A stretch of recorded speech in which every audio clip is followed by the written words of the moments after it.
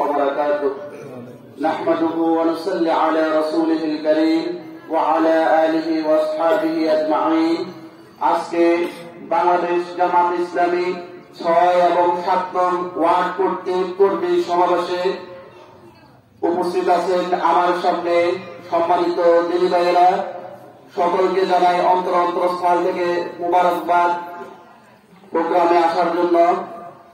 আমি সংক্ষিপ্ত দুটি কথা বলবো।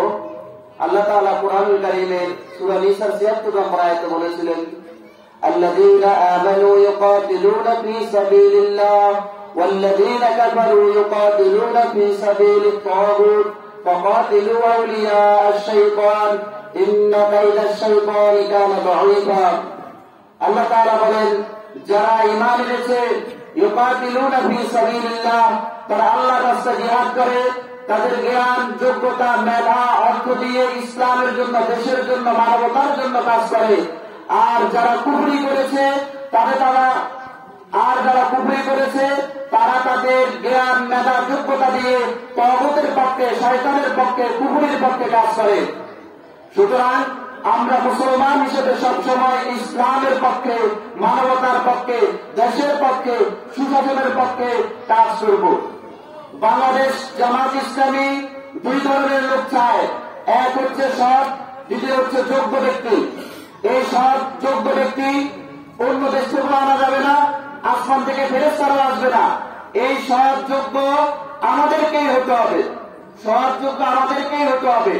যদি সৎ যোগ্য ব্যক্তিদের হাতে রাষ্ট্র ক্ষমতা যায়, তাহলে এই রাষ্ট্র থেকে দুর্নীতি, চাঁদাবাজি, রাহাজানি, যত অশ্লীলতা আছে সমস্তগুলো চলে যাবে। আমাদের দেশে এমন একটি ধারণা হয়ে গেছে, মেম্বার থেকে প্রধানমন্ত্রী পর্যন্ত সবাই দুর্নীতিগ্রস্ত। কিন্তু বাংলাদেশ জামাত ইসলামী এমন কর্মী বাহিনী গঠন করেছেন, যাদের হাতে দেশ গেলে দেশের একটি টাকাও মেরে খাবে না। দেশের শান্তি প্রতিষ্ঠা হবে, সুশাসন প্রতিষ্ঠা হবে, মানুষ তাদের ন্যায্য অধিকার ফিরে পাবে। এটাই ইসলামের শিক্ষা এবং জামাত ইসলামী এটা প্রমাণ করবে ইনশাআল্লাহ। বাংলাদেশে এর আগে সবাই বিএনপি, আওয়ামী লীগ, জাতীয় পার্টি ক্ষমতায় ছিল, আমরা তাদের শাসন ব্যবস্থা দেখেছি।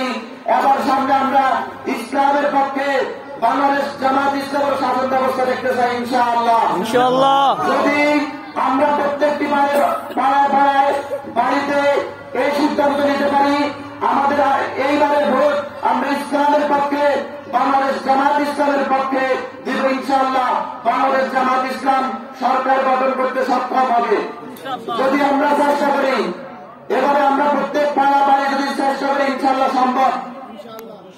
কোরআনুল কারীমের আরেকটি আয়াত রয়েছে, সূরা তাওবা। আল্লাহ তাআলা বলেছেন, ওয়াল্লাযী আরসালা রাসূলাহু বিল হুদা ওয়া দীনিল হাক্কি লিইয়ুযহিরাহু আলাদ দীনি কুল্লিহি ওয়ালাউ কারিহাল মুশরিকুন। সূরা তাওবার 33 নম্বর আয়াত। তিনি আল্লাহ, যিনি তার রাসূলকে ভিডিও করে বলেছেন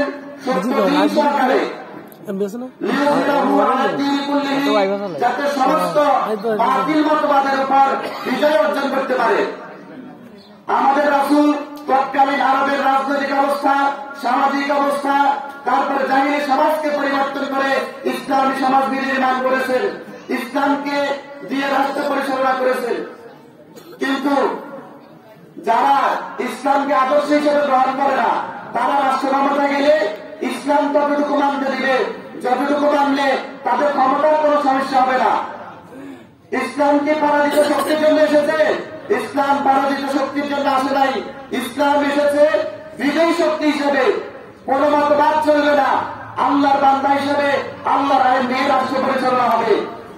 সেই 712 খ্রিস্টাব্দে মোহাম্মদ বিন কাসিমের নেতৃত্বে ভারতীয় উপমহাদেশে ইসলামী রাষ্ট্র প্রতিষ্ঠা হয়েছিল। সিন্ধু এবং মুলতান বিজয় করেছে। 1204 খ্রিস্টাব্দে কুতুবউদ্দিন আইবেকের নেতৃত্বে, ইখতিয়ার উদ্দিন মোহাম্মদ বিন বখতিয়ার খেলজির নেতৃত্বে বাংলাদেশে সর্বপ্রথম 1204 খ্রিস্টাব্দে ইসলামী রাষ্ট্র প্রতিষ্ঠা হয়েছে। আমরা আশা করি আগামীতে বাংলাদেশ জামাত ইসলামের নেতৃত্বে আবার ইসলামী রাষ্ট্র প্রতিষ্ঠা হবে ইনশাআল্লাহ। সবাই ইনশাআল্লাহ আমরা কাজ করবো তো ইনশাআল্লাহ। এই বলে আমি আমার বক্তব্য শেষ করছি। আসসালামু আলাইকুম ওয়া রাহমাতুল্লাহ।